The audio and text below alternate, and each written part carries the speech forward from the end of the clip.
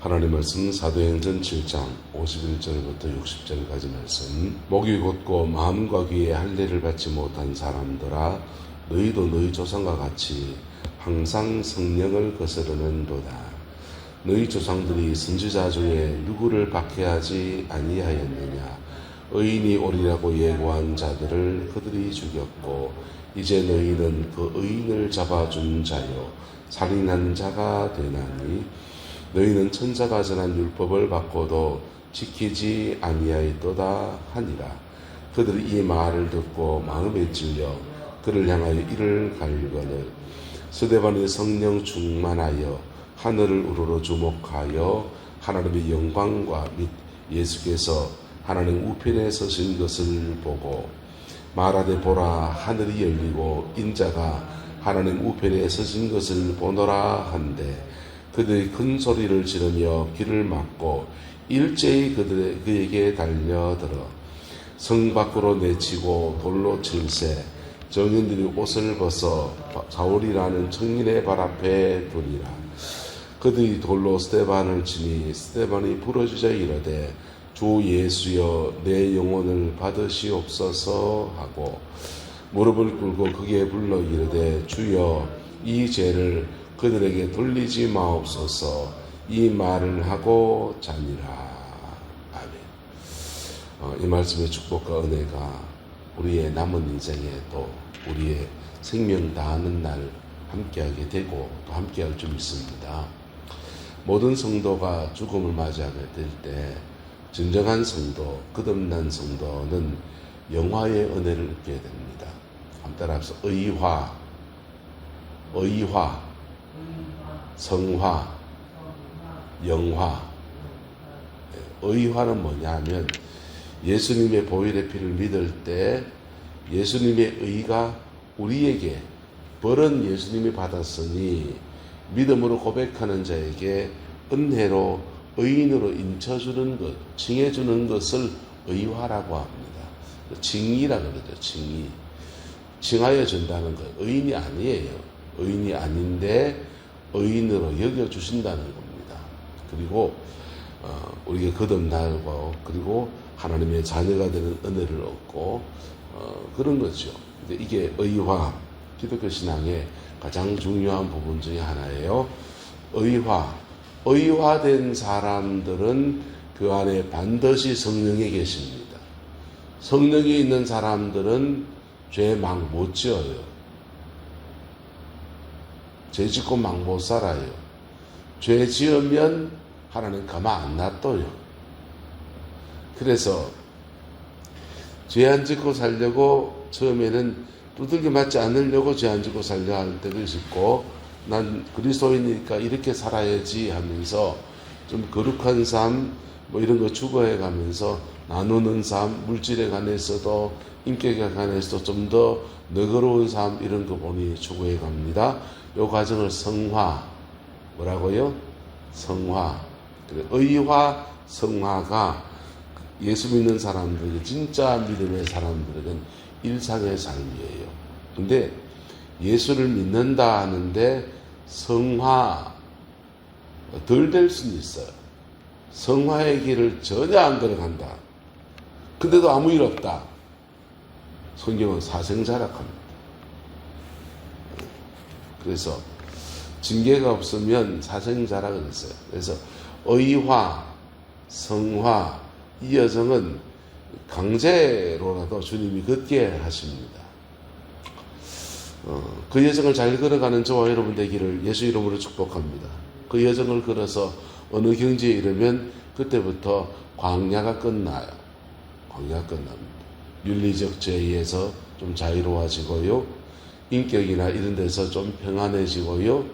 그리고 자기 것을 가지고서 하나님 앞에 의의 병을 조금 드리기 시작하면서부터 광야는 끝나요. 그때부터 그의 가나안이 쭉 열려지기 시작하는 거예요. 할렐루야. 목사도 광야 끝내고 가나안 목회하는 사람이 있고, 멀쩡한 가나안을 광야로 만드는 목사도 있습니다. 지가 광야가 안 끝나서 그래요. 자기가 광야 안 끝나서 부임한 교회를 광야로 만들어 버립니다. 참 불행한 일이죠. 그래서 성도님들이 인사권을 당에 가진다면 인사권을 가진 사람들이 목회자를 선임할 때 정말 기도 많이 하고서 교회 목회자를 청빙을 해야 돼요. 가급적이면 광야를 끝낸 종이 좋습니다. 할렐루야. 어쨌든 의화와 성화의 여정을 지나가면서 우리는 예수를 닮은 사람, 예수님이 빛을 나타낸 사람으로 조금씩 살아가는 은혜를 얻게 됩니다. 그러다가 우리가 임종을 맞이할 때, 뭐 할 때요? 임종을 맞이할 때 주님은 영화를 주십니다. 영화는 죄가 완전히 없어지는 거예요. 아니 무슨 신비적인 얘기합니까? 아니요. 웨스트민스터 신앙 고백, 우리 장로교단의 교리 근간이 되는 웨스트민스터 신앙 고백에 성도가 죽을 때 어떠한 은혜를 얻게 되는가? 성도가 죽을 때 하나님은 그에게 100% 완전한 거룩함을 주셔서 하나님 앞에 당당히 서게 하신다. 할렐루야. 그게 영화락 하는 겁니다. 영화의 축복이 거듭난 모든 사람에게 주어지는 은혜입니다. 우리나라의 토마스 선교사, 최초의 한국에 선교하러 왔다가 순교의 제물이 되신 분이다라고 합니다. 영국에서는 토마스 선교사를 파송한 영국에서는 실패한 선교사라고 봅니다. 토마스 선교사. 왜 실패한 선교사라고 보느냐? 토마스 선교사가 중국의 선교사로 왔습니다. 중국의 선교사로 왔다가 아내를 잃었어요. 상심한 마음에 그렇고 중국 땅에 선교의 일매가 제대로 안 나오니까 조선말을 배워서 난 조선의 선교사로 갈 준비를 해야 되겠다 라고 하면서 조선어 공부를 열심히 했습니다. 조선말 공부를 열심히 해놓고는 있는데 미국 상선 제너럴 서먼호가 갑자기 통역관을 찾는 겁니다. 조선말을 할 수 있는 통역관을 구합니다. 그러니까 이 토마스 선교사가 자원했습니다. 그래서 선교사로 들어온 게 아니에요. 제너럴 서먼호의 상선에 선교사가 아니고 통역관으로 한국에 입국을 한 겁니다. 대동강에 배를 대고서는 조선이여 개국하라. 우리가 무역하기 원한다.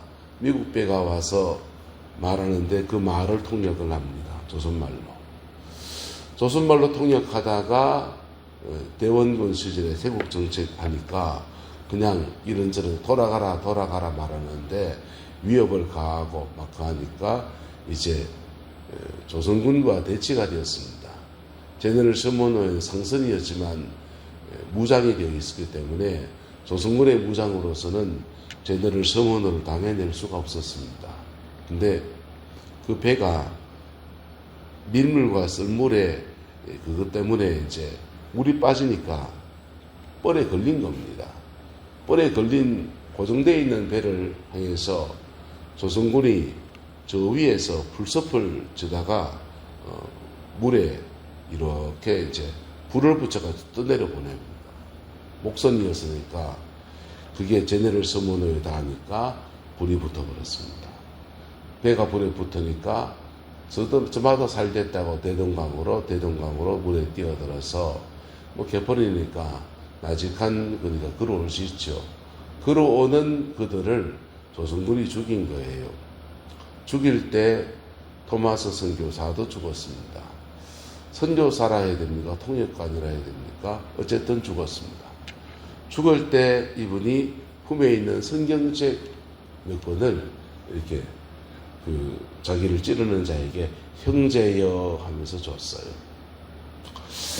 그거 받아서 이게 죽은 사람이 주는 종이 찝찝할 수 있는데 그 당시 종이가 너무 귀합니다. 이거 요견할 때 써야 되겠다 하면서 책을 받았습니다. 받은 책을 집에 와서 보니까 벽체가 낡아서 도배를 해야 되겠는데 마땅히 도배할 종이가 마땅치 않으니까 그 책을 찢어가지고 도배를 하기 시작합니다. 그 도배했습니다. 도배해놓고 나니까 뭐 글자가 써있으니까 누워있으면 심심하면 읽기 시작합니다. 읽다가 그분이 은혜를 받았습니다. 그리고는 그 교회가 그 집이 교회가 되었습니다. 널다리골 교회입니다. 널다리골 교회는 후에 평양의 장대현 교회가 되었습니다. 자, 토마스 선교사 통역관으로 왔습니다. 선교사 아니라고 할 수 있습니다. 선교사로 순교가 아니라고도 할 수 있습니다. 통역관으로 왔다가 세국 정책에 반대해서 종교적인 이유가 아니고 정치적인 이유로 죽임을 당했습니다. 순교가 엄격한 의미에서 순교가 아니다 이렇게 말해도 할 말이 없어요. 그런데 한번 따라합시다. 성도가 죽을 때 영화를 주십니다. 성도가 죽을 때 하나님은 그 성도에게 영화를 주시는 거예요. 그 영화가 그에게 오니까 자기를 찌른 자에게 형제여 하면서 책을 주죠. 그리고는 그의 죽음을 본 사람, 어떻게 나한테 형제여, 유일하게 조선말 하는 사람이니까 딴 사람들은 다른 말, 영어로 이러면서 갔겠죠. My soul, give me 하면서 내 영혼을 드립니다. 이러면서 갔겠지. 근데 토마스 선교사는 조선말로 형제여 하면서 했죠. 순교가 아닐 수 있습니다. 그러나 성도의 죽음입니다. 할렐루야. 순교도 성도의 죽음입니다. 스테파는 순교입니다. 종교적인 이유로 죽었습니다. 하지만 성도의 죽음입니다. 성도가 죽을 때 영화가 그에게 옵니다. 토마스 선교사 인생의 우여곡절을 겪으면서 아내를 잃고 상심한 마음에 이런 것처럼 가다가 다음 비전을 찾기 위해서 조선말 배우고 있을 때 통역관 되어달란 말에 늘금 통역관으로 제네를 서머나 탔습니다. 선교사로 살 처신이 올바르지 않다. 그래서 파송한 영국 교회에서는 토마스 선교사의 순교는 순교가 아니라고 봅니다. 역사학자들은 순교가 아니라고 봅니다. 일부 기독교계 사학자 가운데서 토마스 선교사는 순교가 아니다 이렇게 평가합니다. 아닐 수 있습니다. 하지만 한 성도의 죽음입니다. 할렐루야. 그 한 성도의 죽음을 하나님은 복 있게 사용하셔서 한국의 최초의 교회가 되는 널다리골 교회, 장대현 교회가 되는 축복을 주시고 그 교회에서 한국의 최초의 부흥의 불이 터지는 놀라운 은혜들을 허락하여 주셨습니다. 우리가 인생의 우여곡절을 겪습니다. 의화, 성화, 영화의 여정을 지나가면서 더러 넘어지고 더러 쓰러지고 더러 좌절하고 인생의 우여곡절을 겪는데 누구와 인생을 자신에게 말할 수 있습니까? 그러나 우리는 끝이 정해져 있는 사람이고 끝내 승리하는 은혜가 우리에게 있습니다.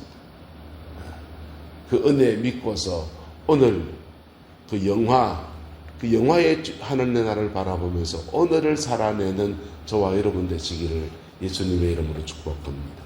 이 영화를 살아있는 동안에 더러 하나님이 경험시켜 주십니다. 베드로, 야고보, 요한은 예수님과 함께 변화산 정상에 올라갔습니다. 변화산 정상에 올라갈 때 그들은 영화를 경험했어요. 일반적인 성령 충만하고 달라요. 성령 충만해지면 영화입니다. 죄가 하나 또 없어진 것과 같고 옷이 사람이 희게할 수 없을 정도의 그 희게한 정도의 그 경지에 들어가는 게 영화입니다. 그럴 때 한번 따라합시다. 그가 내 안에, 내가 그 안에. 한국교 이단들 가운데서 황국주, 문선명, 이효생 이런 사람들은 신인합일설을 주장했습니다. 신인합일설을 주장했는데 그들이 신인합일설을 주장한 것은 피가름이다, 목가름이다, 생수가름이다 이런 가름교리로 나타납니다. 황복주라는 사람이 기도를 하는데 천사가 와가지고 불칼을 들고 와서 목을 치더랍니다. 목을 탁 치면서 말씀하기를 이 마귀의 대가리 하면서 목을 툭 치더래. 그리고는 예수님 목을 거기에 덧붙여줬다는 거예요. 예수님 목을. 자기는 그때부터 나는 내 모가지가 아니고 예수님 모가지로 산다. 예수님 목 붙였다. 그런 헛소리를 하고 다녔습니다. 그게 그 황국조가 말한 목가름이었습니다. 그 목가름 교리를 김병문이라는 사람이 받아들였다가 그 교리가 통일교 문선명에게 전달됩니다. 목가름 말고 피가름 얘기가 나옵니다. 피를 갈라야 된다. 태초에 아담과 하와가 성적으로 타락해서 피가 더러워졌으니까 피를 갈라야 된다.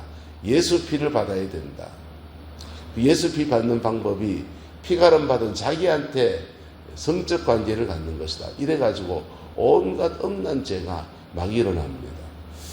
무지해서 그렇고 성경을 몰라서도 그렇고, 근데 그 중심에 뭐가 있냐면 신인합일에 대한 사모함이 있어요. 신인합일. 신인합일에 대해서 그들이 말하기를 예수가 죽어서 우리의 죄를 사하시는 것은 완벽하지 않다. 완벽하지 않고 제2의 예수가 일어나야 된다. 그리고 그 일을 통해서 죄가 완전히 없어지고 신인합일로 넘어가게 된다. 이런 얘기한 겁니다.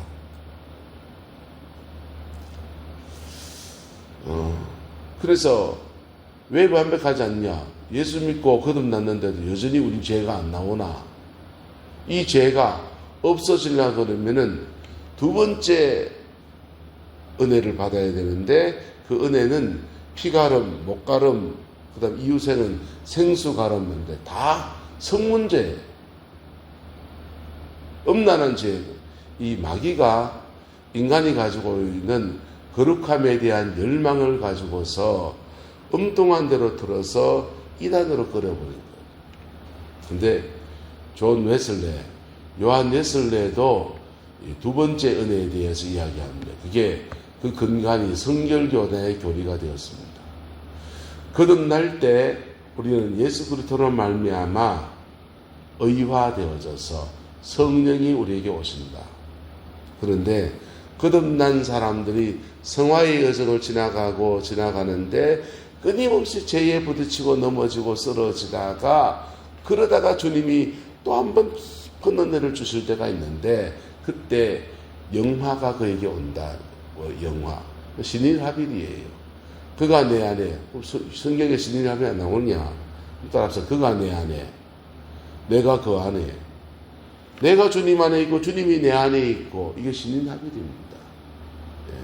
신인합일이에요.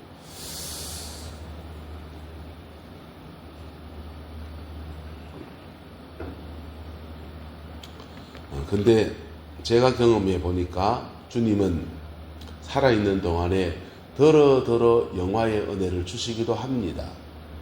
근데 살아있는 동안에 영화의 은혜를 경험하면 그 영혼이 천국에 가서 어떻게 살 줄 알아요. 저는 3번을 경험해 봤습니다. 3번의 영화를 경험해 봤는데, 천국 가면 이래 살겠네. 죄가 없는 사람은 이런 상태에 되겠구나. 마음 심정이 어떤지, 행동하는 것이 어떤지, 다른 사람을 바라보는 시야가 어떤지 깨달아집니다. 죄 있는 사람들을 보면서 이런 저놈들 말이야, 이게 아니에요. 그 죄 지은 사람에 대한 수 없는 깊은 민망함들, 너무 안타까워하는 마음, 그게 마음 안에서 가득하다. 천국 어떻게 사느냐? 따라서 거룩함 안에서 사랑으로 삽니다. 천국 어떻게 사느냐? 거룩함 안에 사랑으로 삽니다. 그거 우리가 지금 다 완벽하게 살 수 없어요. 그러나 영화가 오면 그래 사라질 수 있습니다. 영화가 오면. 의인의 삶, 성화의 삶을 어떻게 사느냐? 그 천국을, 그 영화를 우리에게 주셨을 때를 마음에 그리면서 그렇게 살아보려고 애쓰는 겁니다. 그때 성령이 도우십니다. 할렐루야. 그때 성령이 도우시고, 그럴 때 그 사람은요, 따라 자기 안에는 평강이 있고 사람들을 평강으로 대하고, 그분이 사랑일 거예요. 그 축복과 은혜가 저와 여러분과 함께하게 되기를 예수 이름으로 축복합니다. 영화를 그리면서 오늘을 삽시다. 스데반은 영화의 축복을 받습니다. 죽음 앞에서 예수님의 죽음 높이 금하게 저들의 죄를 사하여 주옵소서. 내 영혼을 아버지 손에 맡기나이다 하듯이 스데반도 그에게 돌을 치는 모든 사람들의 죄에 대해서 하나님 긍휼을 구하고 그의 영혼을 하나님께 의탁하는 것으로 생명을 다했습니다. 우리의 죽음의 순간에는 이렇게 될 겁니다. 은혜로 말미암아. 할렐루야. 네, 그 은혜를 믿고 오늘 그 영화의 감각을 가지고 사는 거예요. 할렐루야. 누구의 도우심 안에서? 성령님의 도우심 안에서 기도하겠습니다. 좋으신 아버지 하나님, 주님의 은혜와 사랑을 감사합니다.